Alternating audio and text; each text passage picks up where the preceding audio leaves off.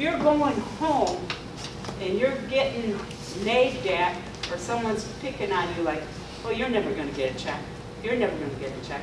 Well, you're going to meet a few people here tonight that got their shut up check. And there's not a better feeling in the world. Not a better feeling in the world. So I'm pretty proud of that. I'm a local investor, a private lender, and a coach. I love speaking and training about different real estate strategies, and I just love helping people. So, and that's part of the real estate game. You're talking to folks whose back is against the wall. They're distressed sellers. It's either a distressed house or a distressed seller. That's who we're talking to, you know. So you need to be a lister. You need to back up a step. If you're a real extrovert, you got to flip that switch down a little bit. Be more of a listener. Let them. What's the story on the house? I love that question. So what's the story on the house? One open-ended question that just lets them bare their soul and tell you everything. It makes such a difference. If you're talking to them and saying, well, how many bedrooms does it have? How many bathrooms? You know, does it have a porch? Does it have a garage? Does it have a basement? Blah, blah, blah. Guys, they don't care to answer those questions. And you shouldn't care to ask them. Because it's the internet, guys. You can bring the address on the internet. You can get those answers right there. So nobody wants to go through that litany of questions.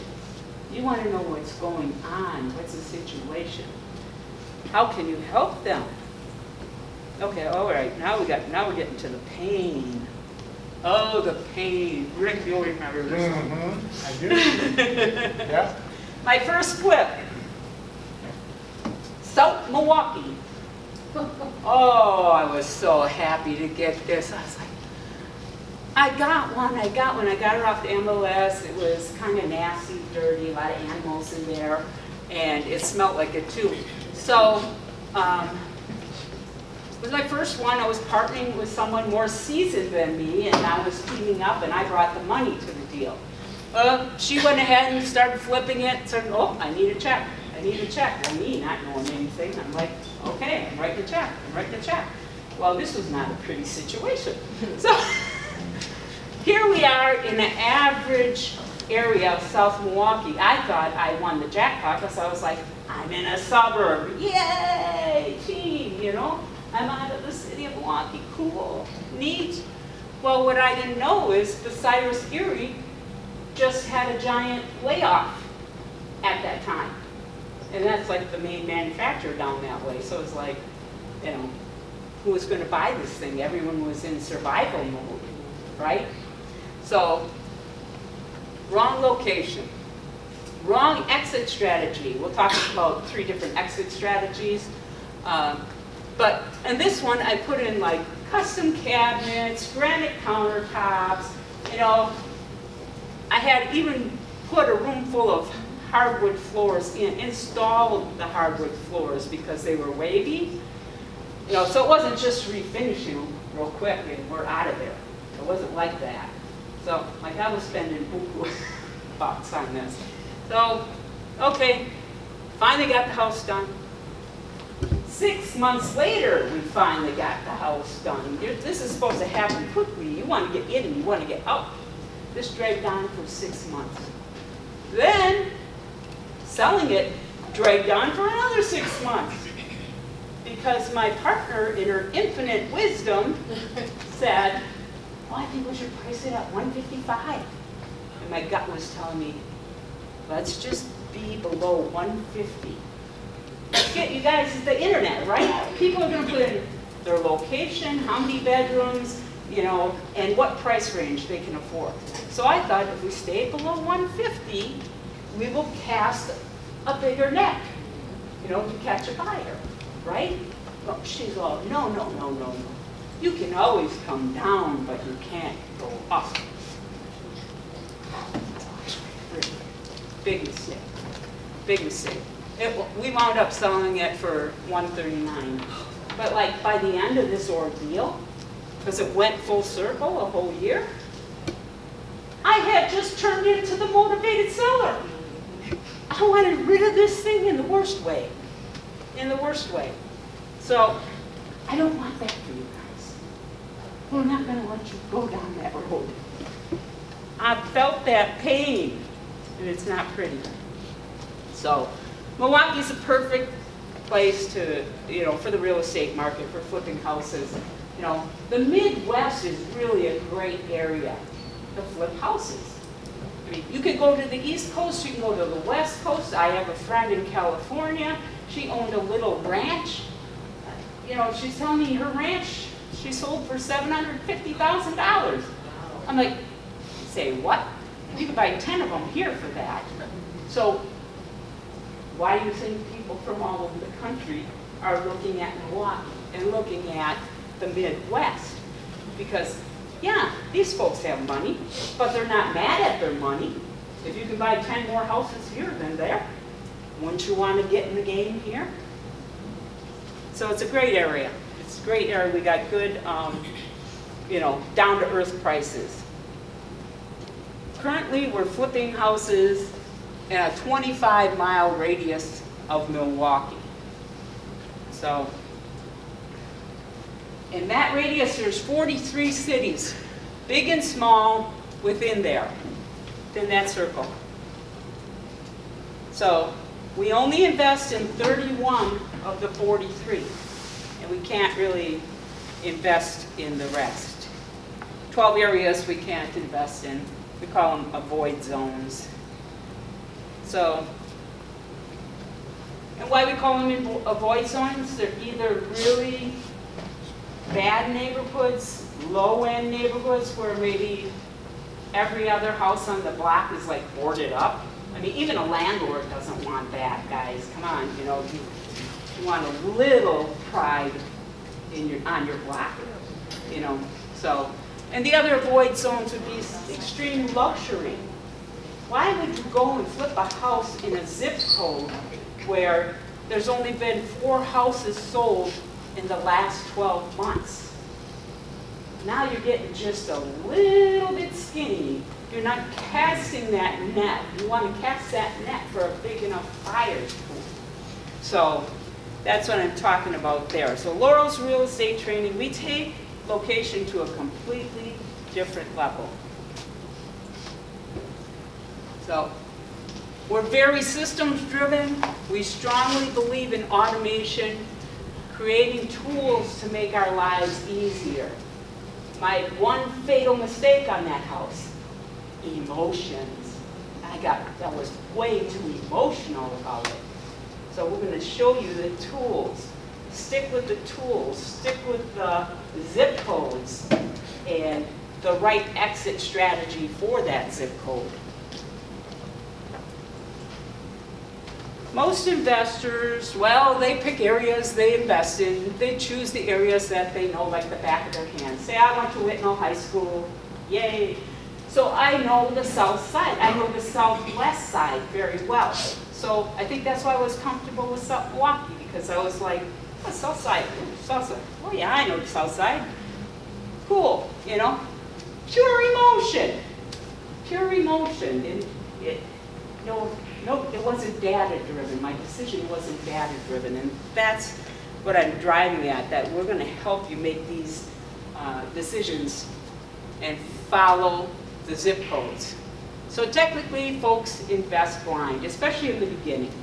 Because you face it, you want to stay in neighborhoods you're familiar with.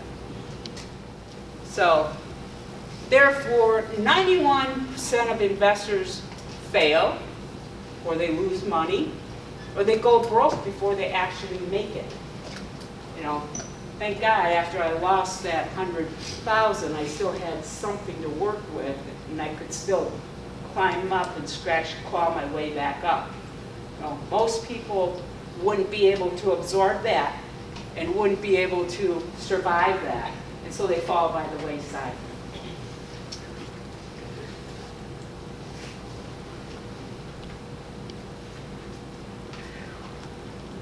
So we're taking location to a completely different level, and smart investors buy homes where they already know buyers are buying. So that's why we kind of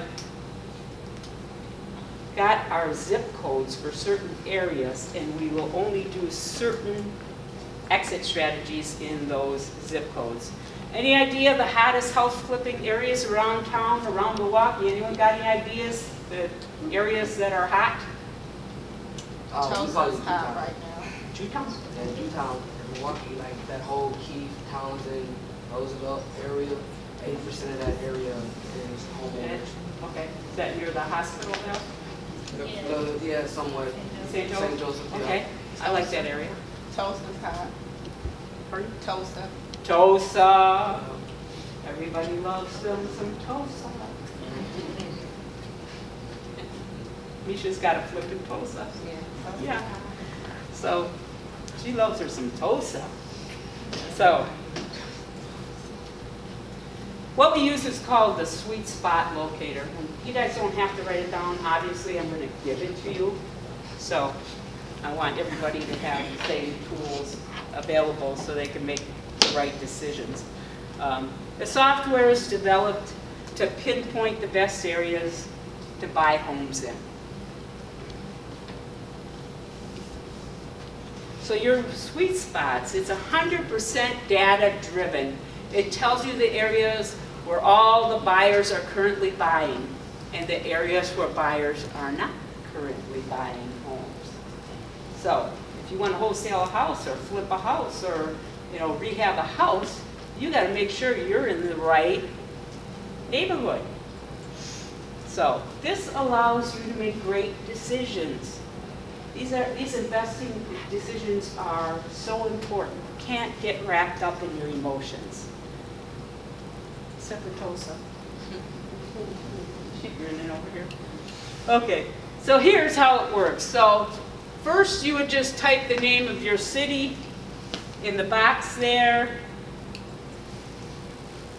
Step 2, choose how far out you're willing to invest in your area. So that's like a radio button there, that little blue button it's pointing at. If you drag that button across, then that circle's going to telescope out or telescope in to any size that you want to deal with. But I like the 25 miles because if you're babysitting a house, do you really want to drive more than 25 miles each way to babysit that house? It's different for each person, but to me, I really don't want to drive farther than that. So then step 3, it calculates everything for you. So you can see in this red box here, we only went out 13 miles from Milwaukee. It says total homes sold, and this calculates for the last 12 months. Okay? So over 20,000 homes sold. Prehab sweet spots, 13. Rehab sweet spots, 10. A sweet spot is a zip code. That's all it is, a zip code. So wholesale sweet spots, 9. Well, avoid zones in the red. 13 avoid zones. So just by paying attention to that, that could save your hide right there. So this is, like I said, this is only 13 miles up here, and those are your numbers. So for our realtors, brokers in the room, those numbers, do they ring true for the Milwaukee, greater Milwaukee area? Say, okay, so over 20,000 have sold in the last 12 months. Would you say the average sale price about 202,000? Yes. In that ballpark. Average bedrooms. Everybody wants 3 bedrooms, typically. And if you're going to have 3 bedrooms, if you got that size family, you're going to want 1.5 baths at least, right? If you got kids all over the place, I mean, sharing bathroom, it's not pretty.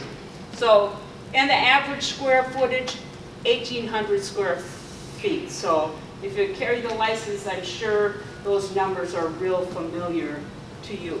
That's what folks are looking for. Retail buyers. First-time buyers that are going to actually live there. So it tells you the best areas to buy homes